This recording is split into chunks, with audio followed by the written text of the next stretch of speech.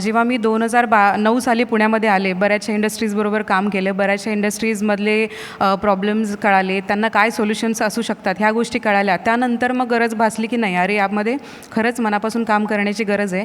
आणि त्या पार्श्वभूमीवरती आम्ही 2012 साली आमची ग्रीन सोल्युशन आणि ग्रीनेक्स एन्व्हायरमेंटल ह्या कंपनीची स्थापना केली. महिला उद्योजक म्हणून तुमचा प्रवास करताना तुम्हाला काही अडचणी आल्या का? किंवा हा प्रवास कसा होता? सरळ होता की अडचणींचा होता? ओके. सर्वप्रथम मी ग्रीनेक्स एन्व्हायरमेंटल काय करतं हे थोडक्यात सांगते. ग्रीनेक्स एन्व्हायरमेंटल म्हणजे आता आपल्याकडे खूप साऱ्या इंडस्ट्रीज आहेत. तुम्हा सर्वांना माहिती असेल खरं तर भारत हा जगातला 3rd लार्जेस्ट इमिटर आहे. पूर्ण म्हणजे जगामध्ये 3rd largest emitter in the world आहे. तर या पार्श्वभूमीवरती आपल्याला खूप सारं काम करायची गरज आहे. जेव्हा आपण बाहेरच्या देशांमध्ये जातो तेव्हा तिथून आल्यानंतर प्रकर्षाने ह्या गोष्टी जाणवतात की अरे तिथली एअर क्वालिटी इंडेक्स किती चांगली आहे, आपली कशी आहे, किंवा तिथलं जे काही सॉलिड वेस्ट मॅनेजमेंट आहे किंवा पॉप्युलेशन आहे. तर ह्या गोष्टींवरती मी जास्त काही बोलत नाही, पण ह्या गोष्टींवर तर कळतं की खूप साऱ्या गोष्टींमध्ये काम करायची गरज आहे.